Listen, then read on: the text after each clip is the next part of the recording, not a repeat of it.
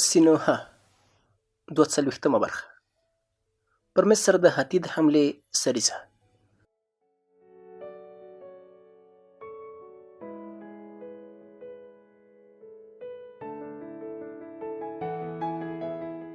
کله چې توپک ښار ته ستون شوم ومې لیدل چې اخناتون په رښتیا ناروغ دی او درملنې ته اړتیا لري. د فرعون غومبري ننوتي او غاړه یې نرۍ او اوږده شوې وه. په رسمي دستورو کې پر خپل سر باندې د کوز او برمصر د تاج وزن زغملی نه شو او سر به یې تر لاندې کوږ شو. ما ولیدل چې د فرعون ورنونه نري شوي دي او پر ورنونو یې تڼاکې لیدل کېږي. د پښو بندونه یې نري او سترګو یې د بېخوبۍ له امله تورې حلقې وهلې وې. فرعون د خبرو په وخت کې د خپل خدای په فکر کې داسې ډوب و چې د بل چا مخ ته نه کتل او دا به هېره شوه چې خبرې کوي. د ده سر هم خوږېده خو تر لمر لاندې به له خولۍ او چترۍ پرته ګرځېد چې دې کار به یې د سر درد نور هم زیات کړه. کله چې به یې د هغه مخه نیوله ویل به یې زما د خدای وړانګې برکت راوړي او زه د هغه له وړانګو ځان نشم بې برخې کولی. خو د لمر وړانګو د دې پر ځای چې هغه ته برکت ورکړي داسې به یې وکړو چې فرعون به اوتې بوتې پیل کړي او خبسه به یې تر سترګو شوه. داسې ښکارېده چې د فرعون خدای هم په خپله د اخناتون په شان دی او خپل رحمتونه په تاوتریخوالي او سختۍ سره په نورو پیرزو کوي چې د هغو د بدبختۍ سبب کېږي. کله چې ما پر بسترې څملو او لوند ټوکر به مې پر سر او تندي ورکېښود او مسکن درمل به مې ورکول نو د سترګو ځلا به یې کمه شوه. ده به په اغېزناکو سترګو داسې راته کتل چې نظر به یې زما په زړه اغېز وکړه. سره له دې چې فرعون ناروغ او کمزوری و خو په دې وخت کې به چې ده راته کتل په ما به ګران شو او هیله مې کوله داسې کار وکړی شم چې هغه ناهیلی نه وي. فرعون به په دې وخت کې وویل سینوهه آیا هغه شیان چې پر ما الهام کېده او ما به لیدل دروغ ول؟ که داسې وي نو ژوند تر هغه ډېر ویرونکی دی چې ما یې تصور کوه او داسې ښکاري چې نړۍ په مینه او احسان سره نه اداره کېږي بلکې یو ویرونکی او ورانکاري ځواک دنیا اداره کوي. خو له دې کبله چې ناممکنه ده یو ویرونکی او ورانکاري ځواک نړۍ اداره کړي. زه باوري یم هغه څه چې ما ته الهام کېده یا مې کتل سم ول او کله دې وروسته لمر زما په زړه ونه ځلېږي نو زه به د هغه څه په اړه شک وکړم چې الهام را باندې کېده. زه دا توند د الهامونو له امله حقیقت داسې وینم چې د خلقو له زړونو خبرېدی شم. مثلا پوهېږم چې ته فکر کوې زه لیونی شوی یم خو زه دغه تصور درښیم ځکه چې زه دا نشم هېرولی چې دا هغه څوک چې دا توند د حقیقت رڼا ستا په زړه هم ځلېدلې ده. خو کله چې له درده کړېده او زګیري به یې کول ویل به یې سینوهه کله چې یو ځناور ژوبل شي نو د دې لپاره چې کړاو او درد یې کم شي خلک هغه وژني خو څوک دې ته نه چمتو کېږي چې یو انسان ووژني چې کړاو او درد یې کم شي. زه له مرګه نه ډارېږم ځکه چې پوهېږم د لمر یم او له مړینې وروسته د لمر په لوري ځم. خو له دې ډارېږم چې زه به داسې وخت کې مړ شم چې اتون لا ټول مصر نه وي نیولی. په مینې کې چې هوا سړه شوه او د لمر وړانګې کمې شوې ورسره په څنګ کې زما معالجه هم وه نو د فرعون حالت څه ناڅه ښه شو. کله ناکله به مې فکر کوه چې که مې ازادي درلودی هغه به مې په خپل حال پرېښوده چې مړ شي. خو که یو ډاکټر وکړی شي خپل ناروغ معالجه کړي او یا یې درد کم کړي دا اجازه نه لري چې هغه په خپل حال پرېږدي چې مړ شي. ښه ډاکټر باید ښه سړی بد نیک او رنګکاره سړی یو شان معالجه کړي او پر هر چا مهربان وي. له دې وروسته چې د فرعون وضعیت ښه شو د پخوا په شان په خپلو سوچونو کې ډوب شو. تل د خپل خدای پاک له فکر کوه له دې کبله چې دی پوهېده پر اتون عقیده د هغه په غوښتنه پرمختګ نه کوي نو پر خپلو شاوخوا کسانو بدبینه کېده. په دې وخت کې د مصر ملکې نفرتیتي 5مه لور وزېږوله. دا د دې پیښې له کبله داسې غمجنه شوه چې فیصله یې وکړه له فرعون څخه غچ واخلي ځکه چې فرعون یې ګنهګار بله. تصور یې کوه چې د جسمي ستونزې له امله نیمګړتیا لري او له دې امله هغه تل لور زېږوي. له فرعون څخه د ملکې غچ په دې ډول چې کله د شپږم ځل لپاره امیندواره شوه نو هغه اولاد یې د فرعون له نسله نه و ځکه چې نفرتیتي موافقه کړې وه چې یو بهرنی تخم وکري او هغه داسې سپین سترګې شوه چې له ټولو سره به یې تفریح کوله. توتمس ما ته وویل کله چې هغه له نفرتیتي سره تفریح کوله هغې ورته ویلي ول نیت لرم په خپلې ښکلا سره هغه کسان چې فرعون ته نږدې دي د ځان په لور جذب کړم له فرعون نه یې لرې کړم. نفرتیتي داسې ښځه وه چې د خپلو موخو د پوره کولو لپاره له خپلې ښکلا استفاده کوله له دې کبله چې سلطنتي ونه یې په رګونو کې نه وه ځکه چې د امین لور وه نو دا ورته مهمه نه وه چې پردي کسان هم ورسره څملي. خو باید ووایم چې د 5 لور تر زیږېدا پورې نفرتیتي ډیره پاکه میرمن وه، سره له دې چې ډیر درباریان یې غوښتونکي ول او ګران بیه ډالۍ به یې ورکولې، خو له هیچا سره هم بستره نه شوه او تر ټولو یې فرعون غوره بله. له همدې امله ځینو کسانو د ملکې انحراف سپیر پال باله او هغه یې د مصر د ملت او د پوخ د ښار د اوسیدونکو د بدبختۍ یوه نښه وبلله. دغه انګېرنه په تېره بیا هغه وخت ډېره شوه چې اوازه ګډه شوه. نفرتیتي نه یوازې له درباري شخصیتونو سره ساتیري کوي، بلکې د لیبیا سپاهیان او کارګران هم خپلې کوټې ته بیایي. خو ما پر دې اوازې باور نه کوم، ځکه چې پوهېدم خلک غواړي تر حده زیاتې خبرې پسې وکړي او د 100 کسانو مېرمنې تر هغه وخته ډېرې بدنامې کړي چې په رښتیا دي. فرعون د خپلې مېرمنې له خپل سریو او انحرافاتو نه خبر و او له چا سره یې ناسته پاسته نه وه چې پرې خبر شي. اخناتون له وچې ډوډۍ او د نیل له اوبو پرته بل څه نه خوړل او نه څښل. ویل به یې زه باید له خوندورو خوړو څخه په پرهیز سره ځان پاک او تصفیه کړم چې اتون په ښه توګه راته څرګند شي. له دې کبله چې غوښه، شراب او د اوربشو اوبه نشه او مستي زېږوي، نو د دې مخه نیسي چې د حقیقت نور په ما وځلېږي. له بهرنیو هېوادونو څخه مصر ته خواشینونکي خبرونه را رسېدل او ایزیرو مصر ته په خپلو رالېږلو لوحو کې ویل چې زما عسکر غواړي خپلو کورونو ته ستانه شي، خپل پسونه وڅروي او ځمکې وکري، خو یو شمېر غله او ډاکوان چې په غزه او سینا سیمو کې اوسي د مصر پر وسلو سنبال دي او مصري افسران قومانده ورکوي، تل د سوري په خاوره حملې کوي.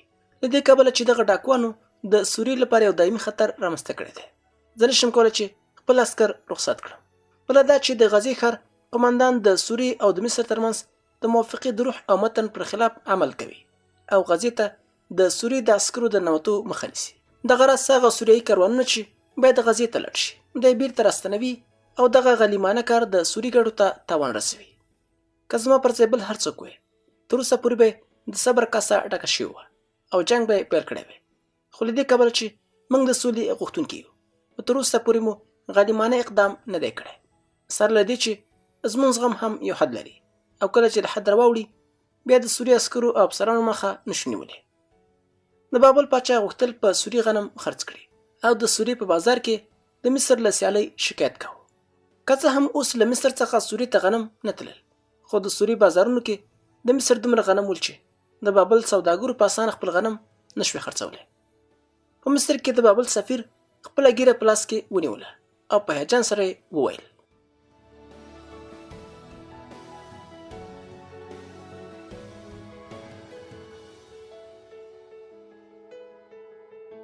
زما بادار او د بابل پاچا د زمري په شان دی چې په خپل کمین کې ناست دی او هوا بویوي چې نسیم ورته له کومه لوري د ښکار بوی راوړي.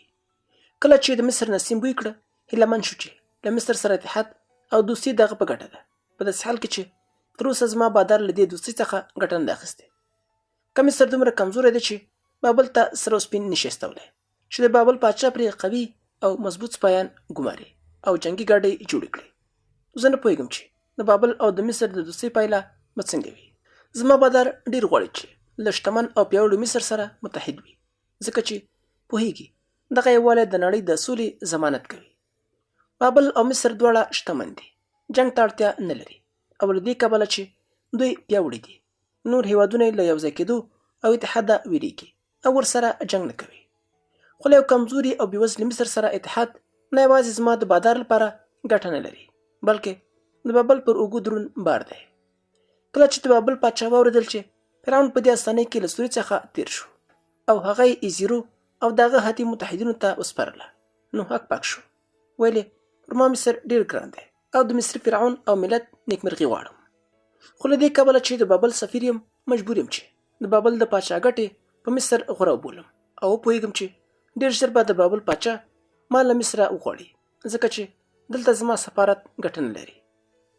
زه خواشینی یم چې د خپلې دندې له ترسره کولو پرته بابل ته ستنېږم، ځکه ما غوښتل د مصر او بابل اتحاد د خبرو او شعار له حده واوړي او عملي اړخ پیدا کړي. ما د بابل د سفیر خبرې تاییدولې، ځکه چې پوهېدم سمه خبره کوي او له یو کمزوري او بېوزلي هېواد سره اتحاد د یو پاچا لپاره هېڅ ګټه نه لري.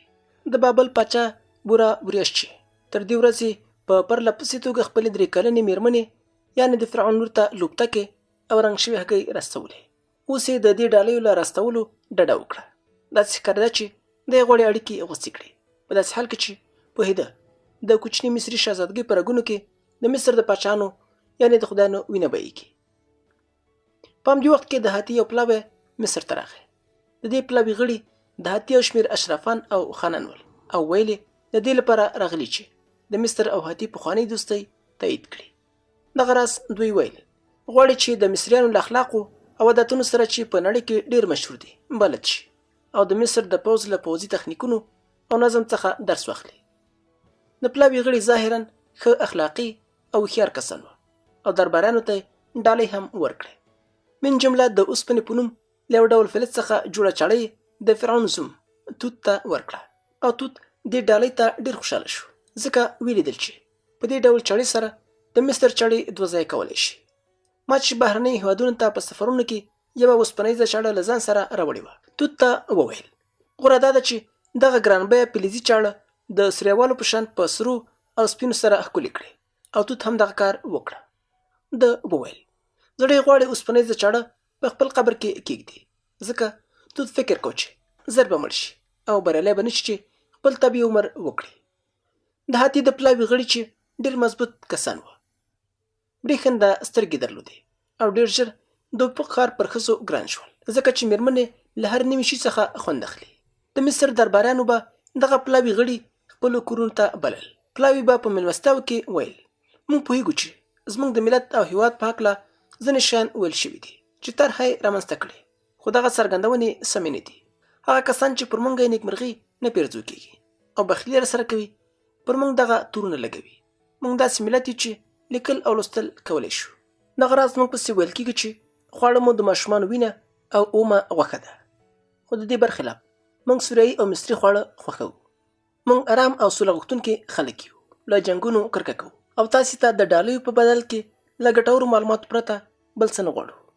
موږ په دې توګه غواړو چې د خپل ملت او ځان پوهه او صنعت لوړ کړو. زموږ ډېر زړه کېږي چې پوه شو د مصر په پوځ کې لیبیایي عسکر څه ډول وسلې لري او هیله لرو چې ستاسې د ګړندیو جنګي ګاډیو مانورې وګورو. موږ پوهېږو چې زموږ ګاډۍ ستاسې د ګاډۍ پر وړاندې ډېرې درنې او غړندې دي. موږ پوهېږو چې د میتانې تښتېدلي کسان کله چې وتښتېدل او دلته راغلل زموږ په هکله ډېرې ویرونکې خبرې کړي دي. تاسې باید د هغوی په خبرو باور ونه کړئ ځکه چې دغه خبرې هم د هغوی د غوسې او ناهیلۍ له امله او هم د دوی د ویرې له امله دي. دغه کسان چې اوس په مصر کې دي که په میتانې کې پاتې وي هغوی ته به هېڅ تاوان نه رسېدلی. دوی اوس هم خپل هېواد ته ستنېدی شي. موږ ډاډ ورکوو چې د هغو تورونو له امله به ترې خفه نه شو چې پر موږ یې لګولي دي او موږ به د هغه چا اخیستو فکر ونه کړو ځکه چې پوهېږو هغوی له ډېر ناهیلۍ څخه پر موږ چټي تورونه لګولي دي. دا چې موږ ولې میتانې هېواد ته ننوتو علت یې دا دی چې زموږ نفوس ډېر دی او زموږ پاچا غواړي چې د هغه د ملت بچیان ډېر شي. له همدې امله د ځای د کمۍ له امله د ژوند کول فضا راته تنګه شوې ده او زموږ د ملت بچیانو نورو ځمکو ته اړتیا درلوده چې هلته کرنه وکړي. دوی داسې څړځایونه غوښتل چې خپل څاروي پکې وروزي او زموږ په هېواد کې دغه ډول ځمکې او څړځایونه نشته. په بدل کې په میتانې کې دغه ډول ځمکې او ښکلي څړځایونه ډېر دي او بله دا چې د میتانې اوسېدونکي هم لږ دي. هلته هره کورنۍ تر 1 یا 2 ماشومانو ډېر نه لري. پر دې سربیره موږ دا نشو زغملی چې په میتانې هېواد کې د ظلم واکمن وي او خلک د یو ظالم او جابر حکومت تر سیوري لاندې وي ځکه چې په خپله خلقو د ظلم د ختمولو لپاره له موږ څخه مرسته غوښته او موږ میتانې ته ننوتو. تاسې باید پوه شئ چې موږ د فاتحانو او نیواګرو په توګه دې هېواد ته نه یو ننوتي بلکې د هغوی د ژغورلو لپاره ورغلي یو چې له بېرحمه واکمنانو یې وژغورو. موږ اوس د کرلو لپاره ډېره ځمکه او د څارویو د څرلو لپاره ډېر څړځایونه لرو، نو دې ته اړتیا نه لرو چې د نورو ځمکې او څړځایونه ونیسو. په تېره بیا داسې چې موږ سوله غوښتونکي انسانان یو او غواړو چې تل په سوله او کرارۍ کې ژوند وکړو. کله چې د هاتي پلاوي دغه خبرې کولې او د شرابو جامونه یې په سر اړول نو له څرګندونو یې د صداقت داسې نښې څرګندېدې چې ټول به یې ځان ته جذب کړل. دوی په دې خبرو سره ډېر ژر د مصر ټول درباریان ځان ملګري کړل او ټولو ځایونو ته یې لاره وموندله. خو ما چې د هغوی هېواد لیدلی و او دا مې هم لیدلي و چې څه ډول خلک په خپلو سیخونو کې ورکوي او سترګې ورړندوي، نو د نور په شان مې د هغوی په خبرو باور نه کېده. زه د افق په ښار کې د هغوی د اوسېدو له کبله اندېښمن وو. نو ځکه له مصره د هغوی په تګ خوشحاله شو. زه پوهېدم دغه پلاوی چې د مصر له حالاتو هر ډول معلومات ترلاسه کوي ممکنه ده یوه ورځ د مصر په تاوان له هغو څخه استفاده وکړي. کله چې ما افق ته مراجعه وکړه ومېرېدل چې د ښار وضعیت بدل شوی دی. زه چې کله له افقه تپس ته تلم ښار غلی و. عیش و عشرت او ساتري ته د خلکو زړه نه کېده. خو کله چې بیرته راستون شوم ومېرېدل چې له بېګا تر سهاره به څراغونه روښانه وه او له میخانو او عمومي کورونو څخه به د خوښۍ اوازونه راتلل. د خانانو په کورونو کې به د خوشحالۍ او موسیقۍ جشنونه جوړېدل او نوکرانو او مریانو به هم د خپلو بادارانو په جشنونو کې برخه اخیسته.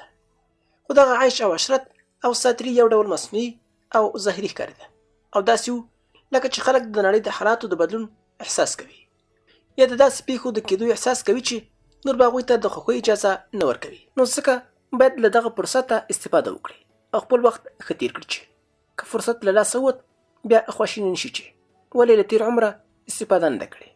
هغه څه چې ښودلې دغه خوشحالي طبیعي او عادي نه ده. دا و چې کله به ناڅاپه ښار خاموش شو او هېڅ غږ به نه اورېدل کېده. داسې ښکارېدل چې خلک د خوشحالۍ په منځ کې ناڅاپه متوجه شوي چې کومه ناوړه پیښه رامنځته کېږي او د راتلونکي په اړه اندېښمن دي. هنرمندان هم د شتمنو په شان له یوه غیر عادي او ناڅاپي فعالیت سره مخامخ شوي وو او داسې فکر کوو چې که کوم نوی شی ونه پنځوي نو وخت به یې له لاسه ووسي. هنرمندانو هنري حقیقتونه د مبالغې په بڼه انځورول چې په نتیجه کې د خلکو څېرې په کاریکاتوري بڼه څرګندېږي. د دې سره چې هنري حقیقتونه یې داسې ساده ایستل چې ځینو به د یو کس د بشپړې څېرې په ځای دغه کس د انځورولو لپاره څو کرښې او ټکي ایستل. دغه هنرمندانو به د فرعون د بڼې د انځورولو لپاره داسې مبالغه کوله چې د هغه له اندام او څېرې سره به یې بیخي توپیر درلود او کله چې به انسان ورته کتل ترې وبه ډار شو. یو ورځ ما په دې اړه له توتمیس سره خبرې وکړې.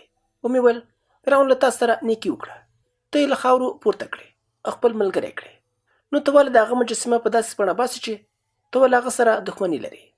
توتمیس راته وویل سینوهه ته یو ډاکټر یې، په هنر نه پوهېږې او د هغه شي په هکله نظر مه ورکوه چې پرې نه پوهېږې. توتمیس وویل ښایي زه له فرعون سره دښمني ولرم خو دغه موضوع ما په هنر پورې تړلې نه ده. هنر داسې شی ده چې په دوستي او دښمنۍ نه پوهېږي او کله خو داسې هم کېږي چې یو هنرمند د دښمنۍ په حال کې داسې اثر وپنځوي چې په دوستۍ کې نشي کولی. زه یو پنځونکی یم. هغه څه چې زه یې پنځوم زما هنر دی او هغه د خپل ذوق او استعداد په اساس جوړوم. دغه راز هغه څه چې زه یې پنځوم هغه به تلپاتې وي. فرعون مري او اتون له منځه ځي خو زه پاتې کېږم. یعنې هغه څه چې له ما څخه پیدا شوي دي او زما هنر دی هغه پاتې کېږي. کله چې توتمیس خبرې کولې ما یې سترګو او مخ ته کتل او پوهېدم چې هغه سهار شراب څښلي دي او طبیعي حالات نه لري او دغه خبرې د شرابو د مستۍ له کبله کوي. نو خبرو ته یې حیران نه شوم او کرکه مې ترې وشوه. بیا د مني فصل راغی، د نیل اوبه مسته شوې او ورپسې ژمی راورسېد. د ژمي پر رسېدا سره لکه چې خلکو یې اټکل کوه په مصر کې قحطۍ پیل شوه او له سوریې څخه هم وحشتناک خبرونه را رسېدل. دغه راز معلومه شوه چې ایزرو د سوریې د ډېرو ښارونو دروازې د هاتي د سپایانو پر مخ خلاصې کړې. د هاتي پوځ سپکې ګاډۍ له سینا دښتې تېرې شوې او پر تانلیس ښار یې حمله کړې او ټوله هغه سیمه یې ورانه کړې ده.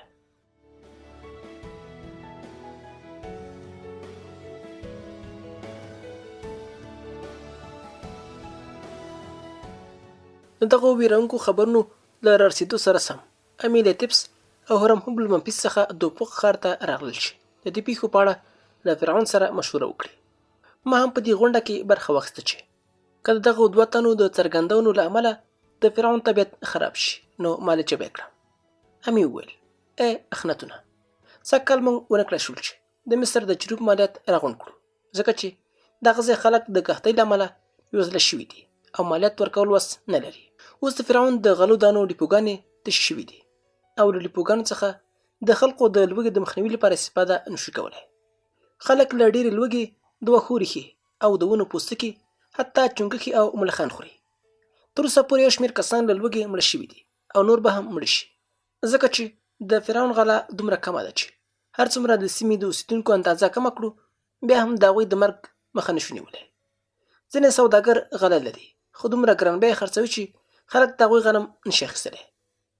د کلو او بانډو اوسیدونکي له کلیو څخه د ښارونو پر لوري ایسي. ټول وایي چې پر موږ د امون لعنت شوی دی او زموږ ټوله بدبختي د فرعون د نوي خدای له امله ده. خو ای فرعونه، زه تا ته وایم چې د امون قدرت بیرته ستون کړه او هغه د مصر خدای وبوله چې د امون کاهنان او خلک له طرحې او ویرې وژغورل شي او کروندګر وکړی شي د امون په ځمکو کې فصلونه وکري. دا ځکه چې اوس څوک ستا او ستا د خدای په ځمکو کې کوم شی نه کري او باوري دي چې ستا د خدای پر ځمکو لعنت شوی دی. که ته سمدستي له امون سره پخلا شي، دغه ویرونکې کښتۍ به له منځه لاړې شي، ګنې ټول خلک به له لوږې مړه شي او زه هم د هغوی د ژغورلو لپاره څه نشم کولی. هورمهب وویل: ای فرعونه، زه خبر یم چې د بابل پاچا بورابوریاش د دې لپاره چې د هاتي له حملې خوندي پاتې شي له هغه هېواد سره سوله کړې او ایزیرو هم له ویرې هغوی ته د سوریې ټول ښارونه پرانیستي پرېښي دي. نن سبا په سوریه کې د هاتي د عسکرو شمېر د بیدیا د شګو او د هاتي د سپایانو د جنگي ګاډیو شمېر د ستورو په اندازه دي. زه شک نه کوم چې د هاتي عسکر دې په پسرلي کې لومړنۍ حمله په مصر وکړي، ځکه چې د سوریې او مصر ترمنځ په ټولې بیدیا کې د اوبو منګي ایښي دي چې کله د هاتي عسکر په پسرلي کې په دې بیدیا کې تېرېږي نو چې تږي نشي. دغه منګي هم له مصره اخیستي دي. مصري سوداګرو په دې خیال چې هاتي ګڼي له دغه منګي څخه بله استفاده کوي. د مصر ټول زاړه منګي پر هاتي خرڅ کړي دي. دوی پر دې خبر نه ول چې د ځان د تباهي وسیلې برابروي. د هاتي افسران او سپاهیان دومره زړور دي چې له ژمي سره سره په تانلیس برید وکړه. که څه هم هلته ډېر ورانۍ نه دی کړی، خو ما په مصر کې اوازه ګډه کړه چې هغوی ډېره مرجوک لاړولې او غمیزې رامنځته کړي دي چې د هغوی پر خلاف د مصر خلکو کرکه او غصه راوپاروم او خلک وهڅوم چې په قدرت او سختۍ کې له هاتي سره وجنګېږي. ای فرعونه، لا وخت نه دی تېر شوی او کولی شو د هاتي او دغه راز څخه د متحد ایزیرو مخه ونیسو. ای اخناتونه، امر وکړه چې د جنګ د پیلولو لپاره د جنګ نغارې ووهي او له ټولو ځوانانو څخه وغواړه چې پوځ ته راشي. حکم وکړه هر څومره مس چې لرو باید د وسلې په جوړولو یې ولګوو. زه له تا سره وعده کوم چې که جنګ پیل کړې او زما وړاندیز ومنې، هم به هاتي په شا وتمبوې، هم به سوریه بیرته ترلاسه کړې. دغه جنګ به په داخل کې هم یوه ګټه وکړي، هغه دا چې خلک له بهرني جنګ سره مخامخېږي، نو له دې سره به امون، اتون او کښتۍ ټول هېر کړي. کله چې امي دغه خبرې واورېدې لږ شکمن شو او نه پوهېده چې څه ووایي. بیا یې وویل: ای فرعونه، د هورمهب خبرو ته غوږ مه نیسه. له ورایه ښکاري چې هغه ستا د غولولو نیت لري، ځکه چې دغه سړی غواړي قدرت ترلاسه کړي. دی غواړي تا د سلطنت له ګدۍ ښکته کړي او خپله پرې کښېني. زه باور یم چې ته به ډېر ژر د امون له کاهنانو سره پخلا شي، خو لومړی د هغوی ځمکې بیرته ورکړه. له دې وروسته که دې بیا غوښتل نو د ایزیرو او هاتي پر خلاف جنګ پیلولی شي، خو د خپلو سپاهیانو قمنداني هورمهب ته مه ورکوه. د هورمهب په ځای یو بوډا او با تجربه قمندان چې پخواني پوځي تخنیکونه یې زده وي او د پخوانیو فرعونیانو د جنګ اصولي په پاپیرسونو کې لوستي وي، پر دغه دنده وګوماره او پر دې هم ځان ډاډه کړه چې هغه نه غواړي له تا څخه ستا پچۍ واخلي. هورمهب په دې وخت کې وویل: که اوس موږ د فرعون په مخ کې نه وی، ما به په سوکانو په مخ وهلی وی. ته امي، له دې کبله چې یو دروغجن او چلباز کاهن یې، تصور کوې ټول ستا په شان دي او زه پوهېږم چې تا په پټه د امون له کاهنانو سره مذاکره کړې او هغوی ته دې وعده ورکړې چې فرعون به اړباسي چې د امون د خدای دوره به بیرته احیا کوي. خو زه فرعون نه غولوم او دغه پاچۍ ته مې سترګې نه دي نیولې. زه هماغه سړی یم چې کله فرعون وړوکی و، په بیدیا کې مې په خپلو جامو سره هغه له یخنۍ وساته. دغه سړی اشاره یې ماته وه، په هماغې بیدیا کې موجود و او ویې لیدل چې ما خپل جامې هغه ته ور واغوستلې. زما هدف دا ده چې مصر له منځه لاړ نه شي او هغه څه چې زه یې وایم د مصر د لوړاوي او حیثیت ساتلو لپاره دي. زه پوهېږم چې له ما وروسته څوک نشي کولی د مصر عظمت وساتي. فرعون له هغوی څخه پوښتنه وکړه: ایا ستاسې خبرې پای ته ورسېدې؟ دواړو وویل: هو، زموږ خبرې پای ته ورسېدې. فرعون وویل: تر دې وړاندې چې زه ستاسې ځواب درکړم باید ټوله شپه ویښ پاتې شم او له خپل خدای سره مشوره وکړم.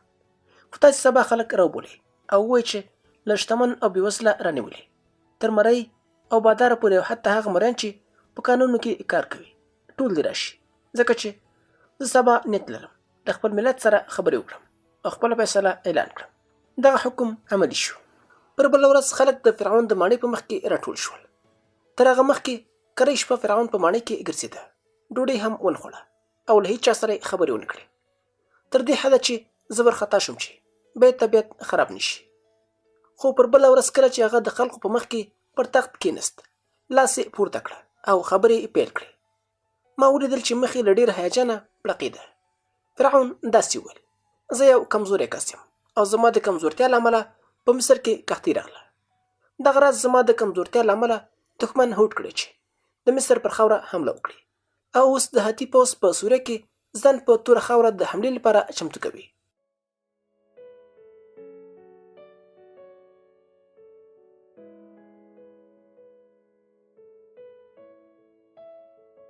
زه له دې امله کمزوری وم چې د خپل خدای غږ مې سم ونه اورېده او هغه مې ښه ونه لید. خو وروسته زما خدای ماته څرګند شو. دغه اور زما په ګوګل کې بل شو او پوه شوم چې زما د کمزورۍ علت څه دی. زه له دې امله کمزوری وم چې د دروغجن خدای امون له پرځولو وروسته مې د مصر نور خدایان په خپل حال پرېښودل چې هر ډول غواړي ژوند وکړي.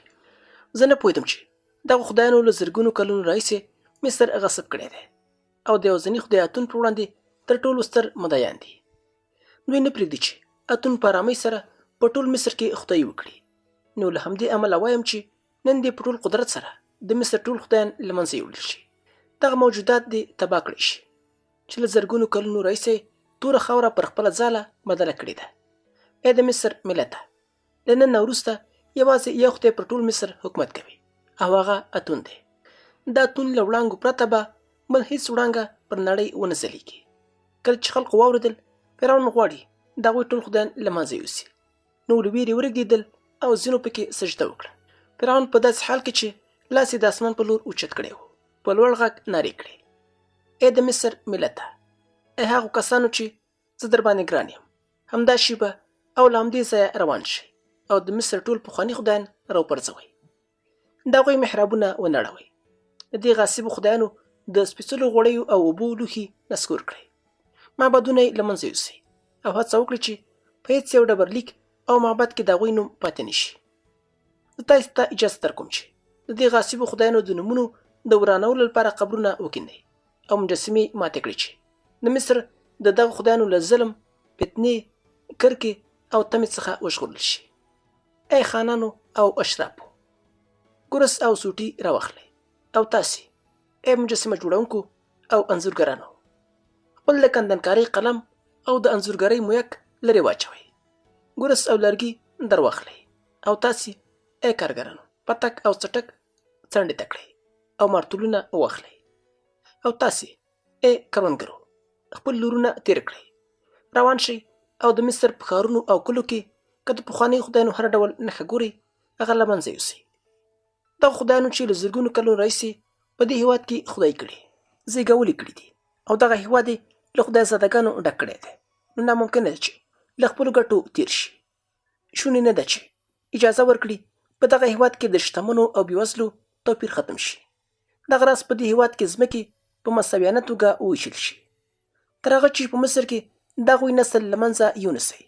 دغه هېواد به د حریصو او غاصبو خدایانو له شتونه پاک نه شي. ای د مصر ملته، سر له نن څخه په دې هېواد کې نه څوک بادار دی او نه مریا، نه څوک بادار دی او نه نوکر.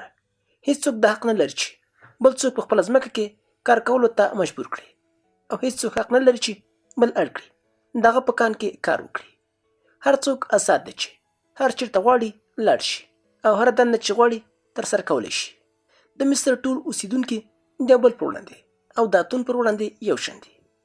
کله چې د مصر د فرعون خبرې دې ځای ته ورسېدې نو نارې یې کړې: ستاسې د فرعون خبرې پای ته ورسېدې، کولی شئ لاړ شئ او د مصر خدایان رانسکور کړئ. هغه څه چې خلقو د فرعون له خولې واورېدل دومره عجیب ول چې باور یې پرې نشو کولی. خو فرعون په داسې جذبې او صمیمیت سره خبرې کولې چې پر خلقو یې اغېز وکړه. خلقو ویل شک نشته چې د فرعون خدای له هغه سره خبرې کړي دي، ځکه که دغه خدای دا حکم نه وی کړی نو د فرعون کلام به دومره اغېزناک نه و. زموږ پر روح به یې داسې اغېزه نه وه کړې او موږ باید دغه امر ومنو. کله چې خلک تیت و پرک شول، امي وویل: اخناتونه، اوس ته سلطنتي تاج له سره لرې کړه او سلطنتي لکړه ماته کړه، ځکه هغه څه چې تا وویل د دې سبب کېږي چې ستا سلطنت له منځه یوسي. فرعون ځواب ورکړ هغه څه چې ما وویل د دې سبب به شي چې زما نوم تلپاتې او له دې وروسته به زما قدرت د نړۍ تر پایه پورې د وګړو په روح کې پاتې وي. امي په ډېر تحقیر سره لاړې په ځمکه تو کړې او ویې که داسې وي نو زه د یو لیوني په وړاندې خپل مسؤلیت بیرته اخلم او وایم چې مجبوره نه یم. د فرعون درناوی وکړم. بیا امي روان شو چې لاړ شي، خو هورامهوب هغه تر مټې ونیو او ویل امي ولې دې لاړې تو کړې او ولې دا خبره کوې؟ ایا دغه سړی فرعون نه دی او ته دنده نه لرې چې دغه درناوی وکړې؟ امي په دې پوه شه چې که ته غواړې له فرعون سره خیانت وکړې نو زه به دې په خپله توره خېټه درسیري کړم. ښایي په دې هم پوه شوی چې زه دروغ نه وایم. زه دا خبره منم. هغه خبرې چې فرعون وکړې څه نه څه عجیبې دي او د لیونو د خبرو په شان ښکاري، ځکه چې تر اوسه چا په مصر کې داسې نه دي اورېدلي چې د دې هېواد ټول خدایان د یو خدای په ګټه نسکور کړی شي. خو د هغه خبره له یو اړخه د هوښیارۍ خبره ده، ځکه د دې سبب کېږي چې د مصر ټولې بېوزلې او وږې پرګنې د فرعون پلویتوب وکړي. که هغه یوازې ویلی وی چې د مصر ټول خدایان نسکور کړي، ښایي په مصر کې کورنی جنګ پیل شوی وی. خو له دې کبله چې وایي باید د شتمن او بېوزلي، بادار او مریی توپیر دې ختم شي. په دې ډول به د مصر ټول بېوزله پرګنې او مریان د فرعون پلویتوب وکړي او کورنی جنګ به رامنځته نه شي. بیا هورامهوب فرعون ته وکتل او ویل اوس دا وایه چې موږ باید له هاتي سره څه وکړو؟ فرعون چې لاسونه یې پر زنګنونو ایښي وو ځواب ورنه کړه. هورامهوب وویل اخناتونه ما ته غنم، طلا، وسله، جنګي ګاډۍ او اسونه راکړه او اجازه راکړه چې سپاهیان وګمارم. له تا سره ژمنه کوم چې هاتي به په شا وتموم. فرعون سر راپورته کړه او د بېخوبۍ له کبله سرې سترګې هورامهوب ته ور واړولې. ویل زه نه غواړم چې ته جنګ اعلان کړې. که زما ملت غواړي د تورې خاورې دفاع وکړي زه به یې مخه ونه نیسم. خو د وسلو، غنمو او طلا په هکله باید ووایم چې زه یو هم نه لرم چې تا ته یې درکړم، او که مې درلودی بیا مې هم نه درکول، ځکه نه غواړم چې بدي په بدیو پاکه کړم. خو ته کولی شي په هر ډول چې کېدی شي له تانیث څخه د دفاع وسایل برابر کړې، خو په دې شرط چې وینه ونه بهوي. هورامهوب وویل ډېره ښه ده، زه به له تانیث څخه د دفاع وسایل برابر کړم او هلته به مړ شم، ځکه چې د پوځ یو مشر چې نه غنم لري، نه طلا او نه وسلې، او باید د سیمې دفاع هم وکړي، نو مجبور دی چې ځان په تباه کولو سره د هغه ځای دفاع وکړي. خو زه په دې کې شک نه لرم. کله چې مې فیصله وکړه چې یو کار ترسره کړم هغه بیا ترسره کوم. نو اخناتونه سمدستي خدای په امان، او هیله کوم چې خپلې روغتیا ته توجه وکړي.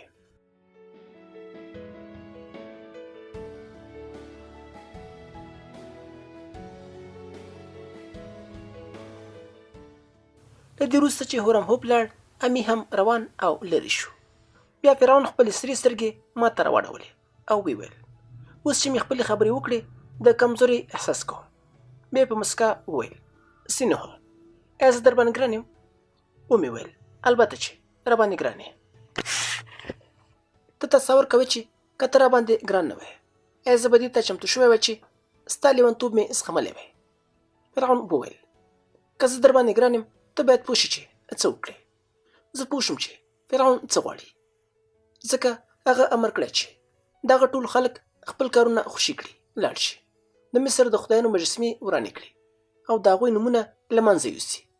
د تمه کوله چې زه هم همدا کار وکړم. ومې ویل ای فرعونه زه ستا ډاکټر یم او تصور مې کړی و له دې امله دې له طب څخه راغوښتم چې زما طبابت ته اړتیا لري. خو اوس ګورم چې نه غواړې زه له تا سره پاتې شم، نو زه هم ځم او لرې کېږم. زما مټې د څټک او مارتول زور نه لري، خو ستا د حکمونو د منلو لپاره هر کار کوم. د طبس په لوري به روان شم، ځکه چې په هېڅ یو ښار کې د طبس په شان ډېر خدایان نشته. زه پوهېږم کله چې ما په طبس کې د خدایانو په پرځولو پیل وکړه خلک به زما خېټه څري کړي، سر به مې مات کړي او بیا به مې سر په څېړۍ پر دیوالونو راځوړند کړي. خو زه ستا د حکم د پلي کولو لپاره دغه ټولو کارونو ته غاړه ږدم. له هغه وروسته بې له دې چې کومه خبره وکړم له فرعون څخه روان شوم. هغه هم هیڅ ونه ویل. زما په روح کې غصې داسې زاره کړې وه چې له سلطنتي ماڼۍ څخه تر وتلو مخکې مې فیصله وکړه چې توتمیز ته ورشم او له هغه سره د زړه خواله وکړم. ما ولیدل چې توتمیز په خپله کارخانه کې ناست دی او له هورامهوب او یو بوډا هنرمند سره چې ډېر شرابي و او بک نومېده شراب څښي. د توتمیس نوکران اخته ول. د هغه د سفر لپاره وسایل ټولول او راته څرګنده شوه هغه هم روان دی چې د مصر د نورو خدایانو مجسمې ورانې کړي. توتمیس په داسې لهجې سره چې د اعتراض بوی ترې لټېده وویل: پاتون قسم چې له دې وروسته به په مصر کې نه خان وي او نه عام کسان. تر ننه پورې زما کار دا و چې مړه کاڼي په داسې مجسمو بدل کړم چې تر ژویو ډېر ژوندي دي، ځکه چې د هغوی ښکلا او هنري ارزښت له ژوندیو ژویو ډېر دی. خو له دې وروسته باید مارتول او څټک واخلم او د خدایانو مجسمې ورانې کړم. مګر ښه به دا وي چې له دې فرصته استفاده وکړو او وڅښو، ځکه چې پوهېږو زموږ د عمر ډېرې لږې شپې ورځې پاتې دي او ډېر ژر به ټول مړه شو. بک خپل جام په سر واړو او ویل: زه پوهېږم چې مړه به شم، خو د اخناتون له حکمه سرغړونه نشم کولی، ځکه چې زه یو بېنومه هنرمن وم او زما هنري شیان چا نه اخیستل. خو فرعون زه له چیکړو پورته کړم او دلته یې راوستم. هر ځل چې به ما خپله شتمني او ان خپل لنګ په شرابو ورکوه، لوڅ به پاتې کېدم. فرعون به ما ته سره زر او جامې راکولې او هېڅکله یې تعجب نه کو چې ولې زه لوڅ او بې جامو یم. زه پوهېږم چې کله زه خپل ولایت ته ستنېږم او د مصر د خدایانو د تباه کولو لټه کوم، نو د هغه ځای کروندګر به زما خېټه په لورونو سیرې کړي، زما مړی به په نیل کې واچوي او د تمساح خوراک به شم. خو زه اوس بوډا یم، له شرابو سره هم ډېره مینه لرم او بله دا چې د پخوا په شان کار نشم کولی، نو څومره چې ژر مړ شم ښه به وي. هورم هوب وویل: که زه د دې ملت د سپایانو قمندان نه وای، نو تاسو ته مې ویل ښه دی چې مرئ او د هاتي له ځواکونو سره نه مخامخ کېږئ، ځکه چې د هاتي عسکر داسې بېرحمه دي چې زموږ تر ټولو زیږ مرګ د هغوی لپاره د لمس کولو په معنا دی. خو له دې کبله چې زه په خپل قسمت باور لرم، د هغوی مخه به ونیسم. دا په داسې حال کې ده چې زه پوهېږم په خالي لاس او له غنمو او طلا پرته د هاتي د عسکرو مخنیوی سخت کار دی. هغوی داسې کسان نه دي چې دا ډول له غږ او نارو سرود څخه وډار شي او یا که په مچینوزغو سره حمله پرې وشي نو ترې وتښتي. بیا یې وویل: یو شی چې زه حیران کړی یم دا دی، پوهېږم فرعون سم عقل او پوهه نه لري او د لیونو په شان فیصلې کوي، خو بیا هم پر ما ګران دی او د حکمونو پیروي کوم. بک وویل: زه تصور کوم د دې کار علت دا ده چې دغه سړی د مصر له ملت سره دښمني نه لري، هره خبره چې کوي پرې باور لري او له دې کبله چې انسان احساس کوي دغه خبرې له مینې او ګرانښته ډکې دي، نو خبره یې مني او له هغه سره مینه کوي.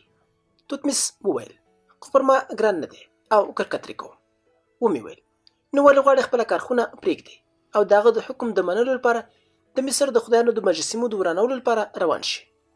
توتمیس وویل: د دې لپاره چې پوهېږم دغه کار به د فرعون د نسکورولو لپاره زمینه برابره کړي، دغه پرځول به ګړندي کړي او موږ به نور د دغه سړي له لیونتوبه خلاص کړي.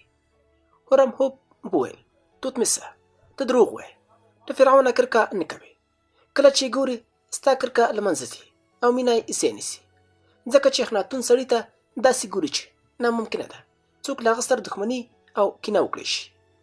په وار وار داسې شوي چې زه په ډېر قهر سره دربار ته ننوتی یم، غوښتل مې له فرعون سره جګړه وکړم، خو کله چې مې د هغه سترګې او مسکا لیدلې خپله غوسه مې هېره کړې ده. که څه هم پوهېږم چې هغه لیونی دی خو راباندې ګران دی. موږ د توتمیس په کارخونه کې دغه خبرې کولې، شراب مو څښل او هغه کښتیو ته مو کتل چې په نیل کې ګرځېدلې. ځینې خانان به مو کتل چې له ویرې په کښتیو کې تښتي چې ځان له دې جنجاله لرې کړي، ځکه پوهېدل چې د عوامو له غوسې سره به مخامخ شي او ځینې نور به تبر مارتولونه او نور وسیلو سره د مصر د ښارونو پر لور روان ول چې هلته د خدایانو مجسمې ماتې کړي. او دوی چې له پوق ښاره روانېدل دا تون سندره یې ویله.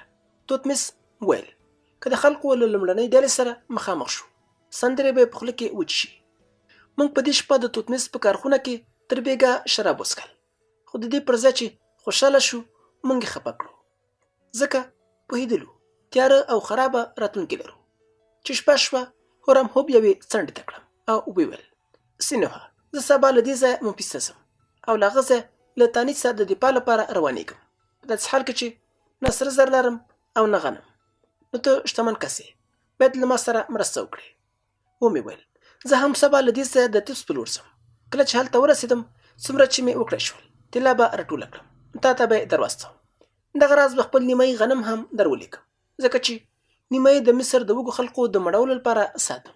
له دې وروسته چې هورم هوب ډاډه شو چې زه به طلا او غنم ور ولیکم، نو د بلې ورځې پر سهار لاړ او زه هم له توتمیس سره د تبس په لوري روان شوم. له څو ورځو وروسته د نیلسن زموږ لپاره د نارینه‌وو، ښځو او ماشومانو مړي د ډالیو په توګه راوړل او د ځینو مړو سرونه خریل شوي وو. له دې څخه موږ پوه شو چې هغوی د امون کاهنان دي او ځینو هغو ډېرې ویاړمنې جامې اغوستې وې چې ښکارېده هغوی خانان او اشرفان دي.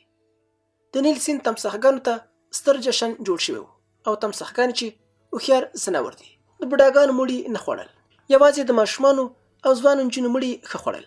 زه تصور کوم چې که تمساحګانې هم د بشر په شان د خدای عبادت وکړي نو ټوله شپه ورځ به د اتون ستاینه او ذکر کوي، ځکه چې پر نورو خدایانو د اتون د بریالیتوب له امله دغه خلک وژل شوي وو چې مړي د تمساحګانو په برخه شوي وو.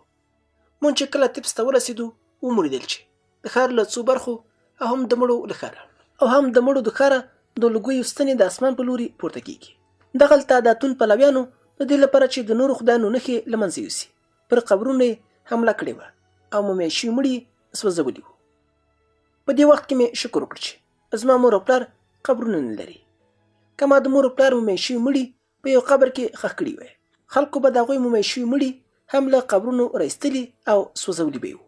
په دې وخت کې پوه شوم چې پخوانیو فرعونانو چې د خپلو مړو لپاره هرمونه جوړ کړي دي څومره هوښیار ول او ولې د هرم له جوړولو وروسته او د مړو په ښخولو پسې د هرم دروازې داسې بندي کړي دي چې لاره یې معلومه نه ده. هغوی اټکل کړی و چې داسې ورځ به راشي چې خلک به د خپلو پخوانیو خدایانو د نابودۍ لپاره پاڅون وکړي او پر دې ورځ به د پخوانیو خدایانو مجسمې هم له منځه یوسي او مومیایي شوي مړي به هم له قبرونو وباسي او سوځوي به یې. خو پر هرمونو به حمله ونه کړی شي چې د فرعون مړی له هغه ځایه وباسي او هغه وسوځوي یا یې مړی له منځه یوسي. په هغه وخت کې چا د فرعونیانو مومیایي شوي مړي له قبرونو نه وو راویستلي چې ویې سوځوي، ځکه په تبس کې خلکو فرعون ته درناوی کو او د کاهنانو مومیایي شوي مړو ته هم درناوی کېده. خو خلکو د هغوی مړي له قبرونو راویستل او ویې سوځول، نو ممکنه وه یوه ورځ د فرعون مړی هم له قبره راوباسي او ویې سوځوي. له همدې امله پخواني فرعونیانو د خپلو قبرونو لپاره ستر هرمونه جوړ کړي وه او دا د دې ښودنه کوي چې ځکه خپل قبرونه یې داسې جوړ کړي چې څوک نشي ورننوتلی چې لوټ یې کړي.